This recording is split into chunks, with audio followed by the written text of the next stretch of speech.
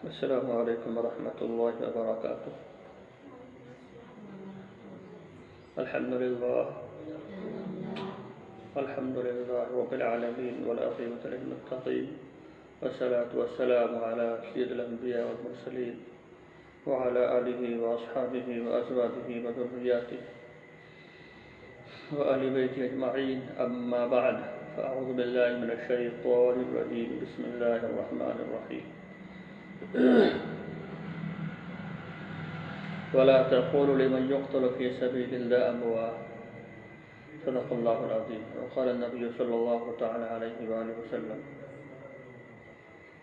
لا وجدت في سبيل الله ثم أحيا ثم أقتل ثم أحيا ثم أقتل ثم أحيا ثم أقتل، وكما قال صلى الله عليه وسلم. اللهم صل على محمد وعلى آل محمد كما صليت على إبراهيم وعلى آل إبراهيم إنك حميد مجيد. اللهم بارك على محمد وعلى آل محمد كما باركت على إبراهيم وعلى آل إبراهيم إنك حميد مجيد. شہادت ہے مطلوب مقصود مومن. شہادت ہے مطلوب مقصود مومن، نہ مال غنیمت نہ کشور کشائی. میرے محترم بزرگوں، عزیز بھائیو، دینی ساتھیو، پیارے بچوں، اللہ تبارک و تعالیٰ کا بڑا احسان و کرم ہے. اللہ رب العزت نے ہم سب لوگوں کو ایمان والا بنایا، کلمہ پڑھنے کی توفیق عطا فرمائی. بہت سے لوگ دنیا میں ایسے ہیں جن کو اللہ نے ایمان نہیں دیا اور وہ ایمان کے لیے کوشش اور محنت پہ نہیں کر رہے. اللہ ہمیں ایمان دیا ہے، ہمیں اپنے ایمان کو بچا کر قبر تک لے کے جانا ہے. انشاءاللہ جائے گا بھائی. ایمان کی حفاظت کرنی ہے، ایمان کو بچانا ہے. ایمان بچے گا عمل کے ذریعے، اعمال صالحہ کے ذریعے، نماز عبادت کے ذریعے. آپ تمام حضرات کو معلوم ہے کہ یہ مہینہ محرم الحرام کا مہینہ شروع ہو چکا ہے. یہ مہینہ اسلامی کیلنڈر کے اعتبار سے پہلا مہینہ ہے. اسلامی سال کا شروعات اسی مہینے سے ہوتا ہے. جیسے جنوری فروری ہوتا ہے، جنوری فروری مہینے سے سورج والا کیلنڈر چلتا ہے، شمسی تاریخ جو بولتے ہیں. اور چاند والی تاریخ جو ہے، جس کو قمری تاریخ بولتے ہیں، وہ اسی محرم کے مہینے سے شروع ہوتا ہے.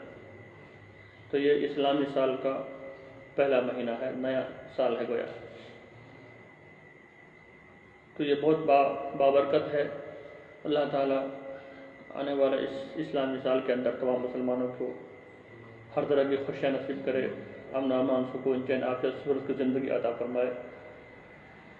جو تمنا دل کے اندر جائز لیے ہوئے ہیں، اللہ سب کو پورا فرمائے. اس مہینے کے پہلی تاریخ کو حضرت عمر فاروق رضی اللہ تعالیٰ عنہ کی شہادت ہوئی. ابو لولو فیروز نامی ایک مجوسی نے اس کو نماز پڑھتے ہوئے فجر کی نماز میں برچھی جو ہے وار کیا، جس کے ذریعے سے وہ زخمی ہو گئے. اور 3 دن کے بعد حضرت عمر فاروق رضی اللہ تعالیٰ عنہ کی شہادت ہوئی، اسی محرم کی پہلی تاریخ کو.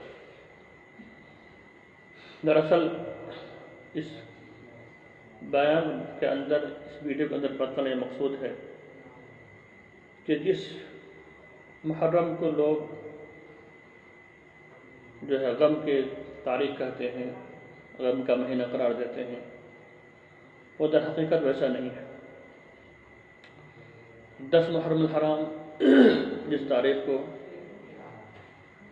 حضور پاک سرکار دو عالم صلی اللہ علیہ وسلم کے نواسۂ رسول حضرت حسین رضی اللہ تعالیٰ عنہ کی شہادت ہوئی کربلا کے اندر.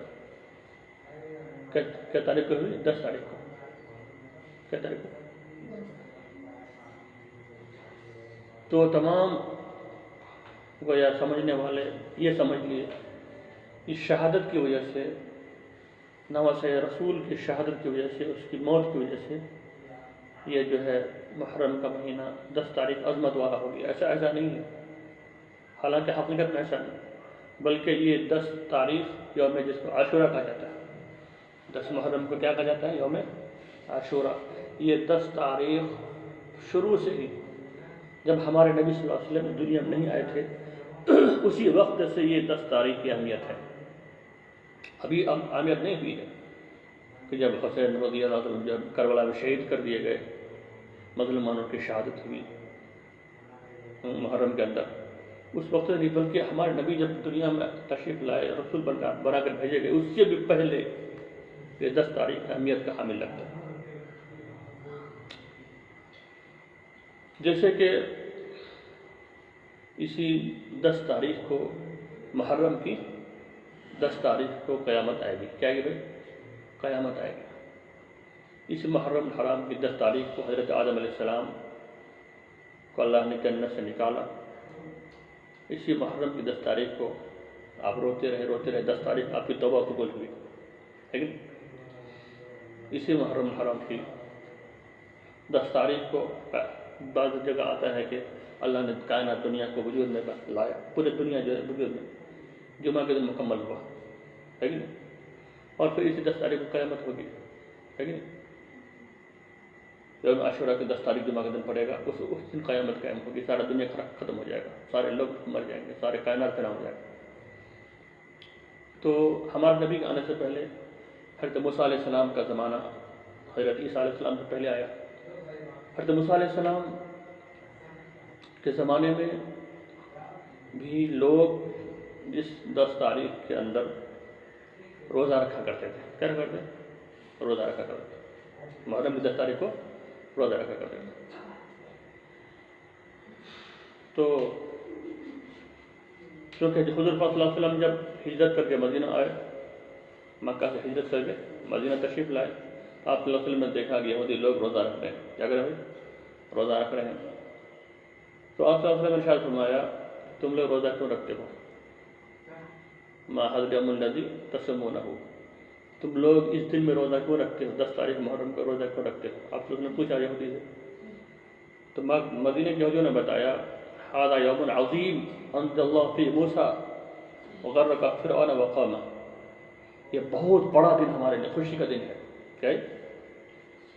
مکے کے یہودیوں نے فرمایا، مدینہ کے یہودیوں نے فرمایا ہمارے لیے بہت بڑا دن ہے، ہمارا خوشی کا دن ہے کہ اللہ تبارک و تعالیٰ نے اسی 10 محرم کو موسیٰ علیہ السلام کے مع لشکر کے جو دریائے نیل میں جو اللہ نے پل کے ذریعے پار کر دیا، اور فرعون اب لشکر کے ساتھ جو جا رہا تھا اس کو اس کے اندر ڈبو دیا، فرعون کو اپنے تمام لشکر کے ساتھ وہیں دریائے نیل میں ڈبا دیا۔ فصام موسیٰ شکرا، تو حضرت موسیٰ علیہ السلام نے شکرانہ کے طور پہ روزہ رکھا، اللہ کا شکریہ ادا کیا، اللہ تیرا بہت بڑا شکر ہے کہ تو نے ہمیں نجات دی اور ہمارے دشمن فرعون کو جو ہے ڈبو دیا دریا کے اندر۔ فنحن نصومہ، تو لہذا یہودیوں نے کہا ہم لوگ بھی روزہ رکھتے ہیں۔ جب ہمارے نبی موسیٰ علیہ السلام نے روزہ رکھا تو ہم بھی روزہ رکھیں، ہم کیوں روزہ نہیں رکھیں گے نبی کی اتباع میں؟ تو اللہ کے حبیب نے فرمایا فنحن احق واولی بموسیٰ منکم، اے لوگوں، اے مدینہ کے یہودیوں بنی اسرائیل، تو ہم بھی موسیٰ علیہ السلام کے زیادہ حقدار ہیں گے، ہم بھی اس کی پیروی کریں، یعنی ہم بھی اس 10 تاریخ کو روزہ رکھیں گے، 10 محرم۔ لیکن حضور صلی اللہ علیہ وسلم نے فرمایا خالف الیہود والنصارى، کہ یہود اور نصارہ کی مخالفت ہونی چاہیے، اگر وہ 10 کو رکھتے ہیں تو ہمیں 9 اور 10 کو رکھنا ہے، 2 دن رکھنا ہے، 2 دن رکھنا ہے، 9 اور 10 کو، یا 10 اور 11 کو رکھنا ہے، 10 اور 11 کو 2 دن رکھنا روزہ، کیا رکھنا تاکہ یہودیوں کی مشابہت نہ ہو۔ عبادت کے اندر بھی مشابہت کو منع فرمایا، کیوں؟ تاکہ اسلام کے اندر کسی طرح کی کوئی شائبہ نہ ہو، کوئی شک نہ ہو کہ اس کی دیکھی کی وجہ سے، یہودیوں کے عمل کی وجہ سے انہوں نے مسلمان عمل اختیار کر لیا۔ آج ہم غیروں کے تہواروں میں، اس کے پرب میں، ہندوؤں کے تہواروں میں، غیر مسلموں کے تہواروں میں جا کر لوگ اس کے بازار میں، اس کے مارکیٹ میں جا کے شریک ہو جاتے ہیں، تو خوب جو ہے وہاں جا کے مٹھائیاں خریدتے ہیں، طرح طرح کی چیزیں اس میں حصہ لیتے ہیں، گویا کہ اس کے رونق میں اضافہ کر رہا، تو گویا آپ بھی اسی میں سے شامل ہو جائیں گے۔ آپ کو من تشبہ بقوم فہو منہم کا گناہ ملے گا، گویا آپ ان غیر مسلموں کی بازار میں ان کی رونق بڑھا رہے ہیں، ان کی پوجا میں جا کے، ان کی مارکیٹ میں جا کے، ہندو پوجا ہوتا نہیں غیر مسلموں کا، اس میں جا کے لوگ جو شریک ہوتے ہیں، کرتے ہیں، آپ اس کی رونق بڑھا رہے ہیں۔ تو بنتا فامن کا مستق ہو جائے گا۔ اس لیے اسلام کے اندر ہر طرح کے شبہات کو دور کیا گیا ہے، کسی طرح کی کوئی شک کی گنجائش نہیں باقی رکھی گئی۔ تو خیر، تو آپ صلی اللہ علیہ وسلم نے فرمایا بقیت الاسم التاسع، اگر میں آئندہ سال زندہ رہا تو میں 9 کا بھی روزہ رکھوں گا، 10 کا بھی رکھوں گا، 2 دن رکھوں گا، لیکن اللہ کے حبیب صلی اللہ علیہ وسلم محرم سے پہلے ہی جو ہے ربیع جو ہے پہلے ہی جو ہے انتقال فرما گئے، اس سال آپ زندہ نہیں رہ سکے، تو لہذا ہمیں 2 دن روزہ رکھنا ہے انشاءاللہ، 9 اور 10 یا 10 اور 11 کو، ٹھیک ہے بھائی۔ لیکن سب سے جو بڑی بات ہے، آپ کو تمام لوگوں کو معلوم ہوا کہ اس کی فضیلت پہلے سے حضرت علیہ السلام کے زمانے سے، حضرت آدم علیہ السلام کے زمانے سے ہے، 10 محرم کی فضیلت۔ تو سب کا سارا کے سارا فضیلت کا جو تمام کے تمام حقدار صرف شہادت حسین کو بنا دینا، یہ کہیں کی انصاف کی بات نہیں۔ ہاں اگرچہ اللہ تبارک و تعالیٰ نے اسے مقدر میں لکھا، نواز رسول صلی اللہ علیہ وسلم کے مقدر میں لکھا تھا، اس کی مظلومانہ شہادت جو ہے کربلا کے اندر ہو گئی، اسی تاریخ کو اس کی جو ہے طے کیا، اللہ نے طے کیا اسی تاریخ کو ہوئی، لیکن اس کی وجہ سے جو ہے ہم اب 10 محرم کو طرح طرح کے بدعت و خرافات، رسم و رواج جو ہے اس کو ہم ہرگز اس کی ایجاد نہیں کر سکتے، نہ اس کی وجہ سے آدمی غم منانے کی اجازت ہے کہ آدمی جو ہے اپنے سینے کو پیٹے، اپنے آپ کو زخمی کر لے، ماتم کے طور پر جلوس نکالے، کالا کپڑے پہنے، یہ سب منع ہے، اور نہ ہی جو اس کے اندر تعزیہ نکالے، یہ ساری چیزیں منع ہیں۔ یہ تو جو پہلے کے شیعہ حضرات تھے، حالانکہ در حقیقت شیعہ لوگوں کی کتابوں سے بھی یہ بات ثابت نہیں ہے کہ 10 محرم الحرام کو تعزیہ کے بارے میں کہیں اس کتاب سے ثبوت نہیں ہے، کہ جائے کہ جو ہے صحابہ کرام کے دور سے ثبوت ہو، اس کا تو خیر ثبوت کہیں سے بھی نہیں ہے، نہ امام جو ہے حضرت ابوبکر صدیق، نہ عمر فاروق رضی اللہ عنہ کے زمانے میں، نہ ہی عثمان رضی اللہ عنہ کے، نہ ہی علی بن مرتضیٰ کے زمانے میں، نہ ہی جو ہے ان کے بعد خلفاء امام مالک، امام اعظم ابو حنیفہ، امام شافعی، امام احمد بن حنبل، عبداللہ بن مبارک، امام اوزاعی، جتنے بڑے بڑے اکابرین محدثین فقہاء کرام جو ہے دنیا سے گئے، کسی کے بھی دور میں کسی بھی کتاب میں جو ہے اس طرح کی کوئی واقعات کہیں کا بھی ذکر نہیں ہے کہ 10 تاریخ کو دروس نکالا جائے یا تازہ کھانے کی جائے، یا جو ہے اس کے اندر نوحہ کیا جائے، کپڑے کو چاک کیا جائے، پیٹنا پیٹا جائے، ہے کہ نہیں، غم منایا جائے، اس لیے کہ شہادت غم کی چیز ہے ہی نہیں۔ اللہ کے حبیب صلی اللہ علیہ وسلم نے ارشاد فرمایا لا وجدت فی سبیل اللہ ثم احیا ثم اقتل ثم احیا ثم اقتل ثم احیا ثم اقتل، میری تمنا یہ ہے کہ میں اللہ کے راستے میں شہید کر دیا جاؤں، پھر میں زندہ کیا جاؤں، اللہ پھر مجھے روح لوٹا دے، پھر میں دوبارہ اللہ کے راستے میں شہید ہو جاؤں، اللہ پھر میرے اندر روح لوٹا دے، اللہ پھر میں دوبارہ اللہ کے راستے میں شہید کر دیا جاؤں۔ یہ ہمارے نبی کی تمنا ہے۔ حضرت عمر رضی اللہ عنہ جو ہے شہادت کی تمنا کرتے تھے، اللہم ارزقنی شہادت فی سبیلک واجعل موتی ببلد رسولک، کہ اللہ مجھے جو ہے آپ اپنے راستے میں شہادت عطا فرما۔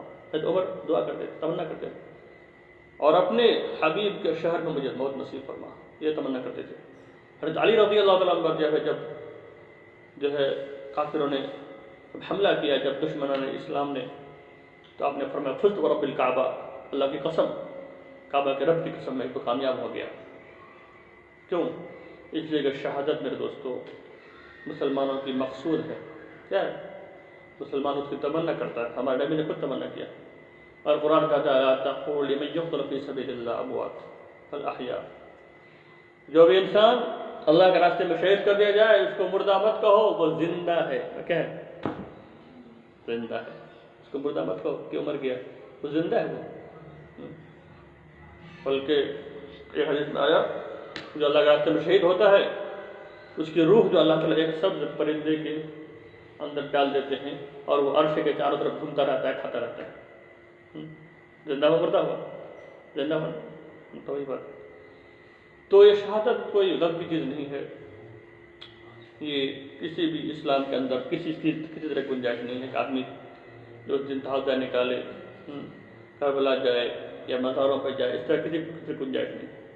آپ اس میں روزہ رکھ سکتے ہیں 9-10 تاریخ کو، 10-11 تاریخ کو، اور عبادت کو خوب اضافہ کیجیے۔ حضرت حسین کے لیے دعا کیجیے، ان کی جتنے 72 شہداء کربلا میں جو شہید کر دیے گئے ان کے خاندان کے، ان کے لیے دعائی کرنی چاہیے، مغفرت کی دعا ساری امت کے لیے کرنی چاہیے۔ اس طرح کے خرافات میں مبتلا نہیں ہونا چاہیے۔ اور دوسری بات یہ ہے، اگر آپ اس طرح کے غم کی تاریخوں کو، شہادت کی تاریخوں کو غم کا دن منائیں گے تو پورے سال ہی غم منانا پڑے گا، کرنا پڑے گا، پورے سال غم منانا پڑے گا۔ کیوں؟ اس لیے کہ کوئی دن ایسا سال میں خالی نہیں ہے 12 مہینے کے اندر۔ کیا بولے؟ کوئی دن ایسا خالی نہیں ہے جس دن کسی نہ کسی آدمی کی موت نہیں ہوئی۔ ایسا کوئی دن ہے؟ جب سے دنیا پیدا ہوئی ہے ہر تاریخ میں کسی نہ کسی کی موت ہوئی نہیں؟ کسی انسان کی شہادت کی وجہ سے موت ہوئی ہو، ضرور کسی کی شہادت ہوئی۔ 1 محرم کو حضرت عمر رضی اللہ عنہ کی شہادت ہوئی، آپ کہاں اس میں غم مناتے؟ 18 محرم الحرام کو حضرت عثمان غنی رضی اللہ عنہ کے مظلومانہ شہادت ہوئی، سارے لوگوں نے اس کو قید کر رکھا، اور جو اس کو وہی جو ہے اس پر حملہ ہوا، وہ خون جو ہے قرآن پر گرا۔ آپ کہاں غم منا رہے؟ حضرت علی پر جو اس کی شہادت ہوئی، آپ کہاں غم منا رہے؟ ہمارے نبی کے جو وفات ہے آپ کو کہاں اس میں یہ تعداد درست نکال دیں؟ حضرت حسن کی شہادت کہاں درست نکال دیں؟ حضرت حمزہ رضی اللہ عنہ جو ہے شہادت ہوئی نہیں، جس میں اتنی دردناک شہادت ہوئی ہے کہ آپ کے جو ہے جسم مبارک کا مسئلہ کر دیا گیا، ناک کو الگ کر دیا گیا، ہاتھ کو کاٹ کے الگ کر، جسم کے ہر حصے کو الگ کر دیا گیا۔ ہمارے نبی دیکھے تو تڑپ اٹھے، ہمارے چچا کے ساتھ یہ معاملہ کیا گیا، یہ معاملہ کیا گیا، یہاں تک کہ اللہ کے نبی نے فرمایا میں اسے بدلا لوں گا، لیکن اللہ نے منع فرمایا نہیں، اگر آپ معاف کر دیں تو آپ کے لیے بہت بہتر ہے۔ تو ہم کہاں اس کے لیے غم مناتے ہیں، اس کے لیے تازہ نکل درست نکلتے ہیں، اس کی گنجائش ہے ہی نہیں شریعت پر۔ غزوہ احد کے اندر کتنے صحابہ شہید ہوئے، کہاں اس کے لوگ یہ تازہ نکل۔ میرے دوستو، اس طرح کی شریعت کے اندر کوئی گنجائش نہیں، یہ ہمارے اپنے من کی بات ہے۔ اس سے اسلام کی اعانت نہیں بلکہ اسلام کی توہین ہے، ہم جو ہے بدعت و خرافات کا ایجاد کریں۔ اس دن جو ہے مزاروں پہ جانا سخت منع ہے۔ آج کل مزاروں پہ عورتیں جاتی ہو جاتی، پورا ہجوم اور ٹولیوں کے ساتھ جاتی، بے پردے کے ساتھ جاتی ہیں۔ جانا چاہیے؟ ارے نہیں جانا چاہیے، سراسر منع ہے۔ تم کو دعا پڑھنا ہے گھر میں بیٹھ کے دعا کرو، کہتے کہ گھر میں بیٹھ کے دعا کرتے ہوگا نہیں؟ ارے ہوگا نہیں، گھر میں بیٹھ کے فاتحہ کرے ہوگا نہیں؟ دعا تو کیسے ہو سکتا ہے؟ بلا وجہ جو ہے مارکیٹ میں جا کے جو ہے دکانوں پہ جا کے پھر لگانا، جو ادھر ادھر گھومنا، کہاں سے جائے اور تو پھر۔ اور میرے دوستوں، کربلا کے اندر جانا اور وہاں جا کے طرح طرح کے خرافات، یہ ساری چیزیں جو درست نکل کے جانا، یہ علی آخر کے نعرے لگانے کا سراسر یہ سب جو ہے کہیں اس کا ثبوت نہیں مل۔ اس لیے ہم لوگ جس چیز کو اس کے اندر کہا گیا اس کے اندر عمل کریں، جس سے نہیں کہا کہ اس کو ہم بچنا چاہیے۔ امید ہے کہ آپ کو حضرات کو بات سمجھ میں آئی ہوگی۔ اور میرے دوستوں، اللہ کے حبیب حضور پاک صلی اللہ علیہ وسلم نے ارشاد فرمایا کہ جنت میں جانے کے بعد کوئی بھی آدمی وہاں سے آنے کی تمنا نہیں کرے گا، اور جب انسان جنت میں جائے گا تو وہاں آنے کے لیے چاہے گا، کوئی نہیں چاہتا ہے۔ باقی نعمتوں کو دیکھ کے وہاں کے جو ہے سنسانی کے محلات اور جو ہے دودھ کی نہریں، شہد کی نہریں، اور جو ہے کیا شراب کی نہریں اور پانی کی نہریں، وہاں سے جب چلے گی ہر طرح کی نعمت جب ملے گی وہاں سے کون آنا چاہے گا؟ لیکن ایک شہید ہے جو اللہ کے راستے میں اپنے گلا کو، اپنے جان کو دے دیا، جب وہ آدمی جنت میں بھی جائے گا، اپنے انعام کو دیکھے گا تو وہ تمنا کرے گا، اللہ آپ ہم کو دوبارہ دنیا میں بھیجیے۔ کیا کہے گا؟ دنیا میں دوبارہ ہم کو بھیجیے، ہم کو زندگی دیجیے، ہمارے اندر روح ڈالیے، ہم دوبارہ دنیا میں جائیں گے، پھر آپ کے راستے میں شہید ہوں گے۔ کیا ہوں گے؟ پھر ہم دوبارہ اپنا جان کا نذرانہ پیش کر کے اپنا گلا کٹائیں گے، پھر ہم جو ہے آپ کے پاس آئیں گے دوبارہ شہید ہو کر۔ لیکن یہ اللہ تعالیٰ نے فرمایا نہیں، یہ تو मुमकिन नहीं है। तुम जन्नत ही में रहो, तुम जन्नत की नेमतों की लज़्ज़त उठाओ। तो मेरे दोस्तों, ये शहादत बहुत बड़ी चीज़ है। खुद हज़रत हुसैन रज़ी अल्लाह तआला अन्हु ने नोहाखानी करने से, रोने से, पीटने से मना फरमाई। अपनी बहन ज़ैनब को खुद मना फरमाया था। जब वो जो है मैदान करबला में जो दौड़ती चली गई, तब हज़रत हुसैन ने खुद मना किया कि मेरे बहन ने क्या किया कि ये दुश्मन हम पर हंसेंगे। हज़रत हुसैन रज़ी अल्लाह तआला अन्हु ने तो मैदान करबला में भी प्यासे जान दे दी, लेकिन नमाज को नहीं छोड़ा। नमाज को नहीं छोड़ा। नमाज मैदान में भी पढ़ी नहीं पढ़ी। लेकिन आज हम नमाज पढ़ते हैं भाई? नमाज पढ़ते हैं? बोलो, नहीं पढ़ते हैं। तो जो चीज़ करना चाहिए वो हम नहीं कर रहे। नमाज पढ़ना चाहिए। तो हज़रत हुसैन ने मरते वक्त भी जो है सजदा करके दिखाया करबला के मैदान में, दुश्मन के सामने नमाज पढ़ा, और नमाज पढ़ते पढ़ते अपना सर कटा दिया। जब सजदे में गए तो सर को अलग कर दिया गया। तो सजदे में जाकर सर को उन्होंने जुदा किया तन से, कि ये वो एक पैगाम दिया उम्मत को कि मेरे नाना की उम्मतियों, तुम भी नमाज को कभी नहीं छोड़ना, है कि नहीं? नमाज को कभी नहीं छोड़ना। मरते वक्त तक नमाज पाबंदी से पढ़ना कि हम जा रहे हैं दुनिया से, मेरा गला काटा जा रहा तो नमाज की हालत में काटा जा रहा, लेकिन नमाज के हमने छोड़ा नहीं है। उन्होंने कहा कि हम लड़ेंगे, कहा हमको नमाज पढ़ने दो, कहा नहीं पढ़ने देंगे। तो वो नमाज अपने शुरू कर दी, ये अपना हमला करते रहे, लेकिन नमाज को नहीं छोड़ा। कज़ा नहीं किया कि अभी नहीं पढ़ेंगे, शाम में पढ़ देंगे, इसलिए गवाही नहीं किया। और हुसैन तो जुल्म के खिलाफ लड़े। तो आज हम जुल्म को मिटाना हमें चाहिए, इंसाफ कायम करना चाहिए। जो गलत हो रहा है उसको हमें देखना चाहिए और उसके खिलाफ हमें जो है बोलना चाहिए, उसको रोकना चाहिए। ये हुसैन की सुन्नत है।